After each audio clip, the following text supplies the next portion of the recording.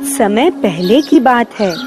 अयोध्या में एक राजा हुआ करते थे, राजा दशरथ। उनकी 3 रानियां थीं, कौशल्या, सुमित्रा और कैकेयी। और उनके 4 पुत्र थे, राम, लक्ष्मण, भरत और शत्रुघ्न। उन्होंने अपने सबसे बड़े पुत्र को अपना उत्तराधिकारी घोषित किया।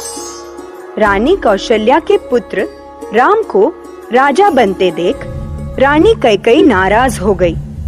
उन्होंने राजा दशरथ से कहा, राजन, हमने आपकी जान बचाई थी तो आपने हमें 2 वचन मांगने को कहा था।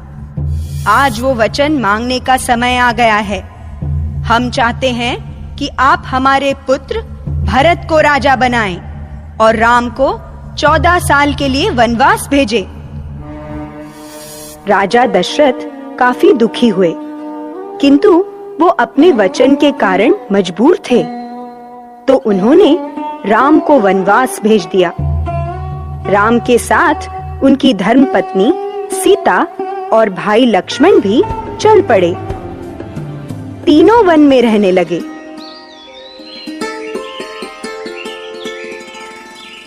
एक दिन शूर्पणखा नाम की एक राक्षसी एक सुंदर नारी का रूप धारण कर वहां आई। वो राम जी को देखकर मोहित हो गई और उन्हें जाकर बोली, मुझे आपसे शादी करनी है। राम जी ने मुस्कुराकर कहा, देवी, मैं तो पहले से ही शादीशुदा हूँ। आप मेरे भाई लक्ष्मण के पास जाइए और उनसे पूछिए कि क्या वो आपसे शादी करेंगे। ये सुनकर शूर्पणखा लक्ष्मण के पास चली गई, लेकिन शूर्पणखा का प्रस्ताव लक्ष्मण ने भी ठुकरा दिया। ये देखकर शूर्पणखा बहुत गुस्सा हुई और अपने असली रूप में आ गई।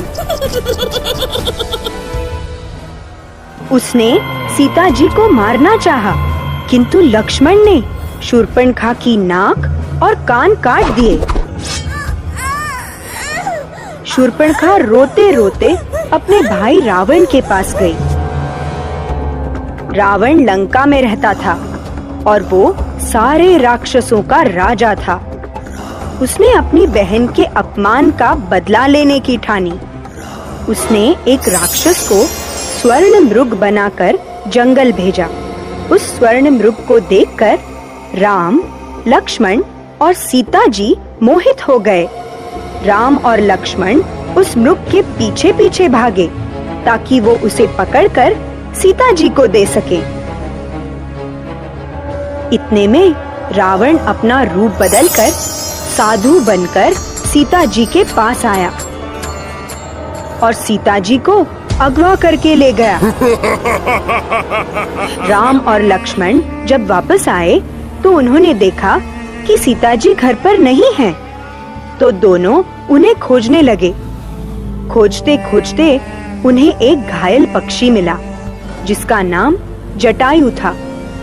जटायु ने राम जी को बताया कि रावण सीता जी को अगवा करके ले गया है। उसने रावण को रोकने की कोशिश की, लेकिन रावण ने उसके पंख काट दिए। राम और लक्ष्मण लंका की ओर चल पड़े।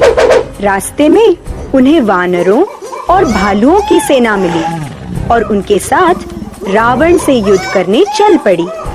इस सेना में एक वानर थे, हनुमान। वो काफी शक्तिशाली थे और उड़ भी सकते थे। वो पहाड़ों को अपने हाथ में उठा लेते थे। हनुमान उड़कर समुंदर के उस पार गए और देखा कि रावण ने सीता जी को कैद करके रखा है।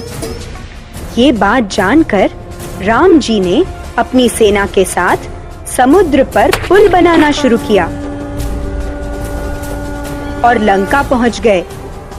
लंका में उनका रावण और उसकी राक्षस सेना के साथ घनघोर युद्ध हुआ।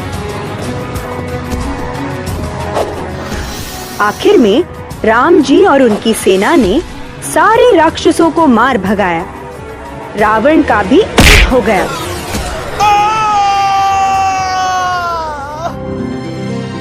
और राम जी युद्ध जीत गए। जीतने के बाद राम जी और सेना सीता जी को लेकर वापस आ गए। 14 साल का वनवास पूरा कर जब राम, सीता और लक्ष्मण वापस अयोध्या आए तो पूरे अयोध्या में खुशियां छा गई। सारी प्रजा ने अयोध्या को दियों और फूलों से सजाया और भगवान राम का स्वागत किया। रावण पे राम की जीत का भी उत्सव मनाया गया। तब से हम हर साल कार्तिक अमावस्या के दिन भलाई की बुराई पर जीत का त्योहार दिवाली मनाते हैं। हैप्पी दिवाली!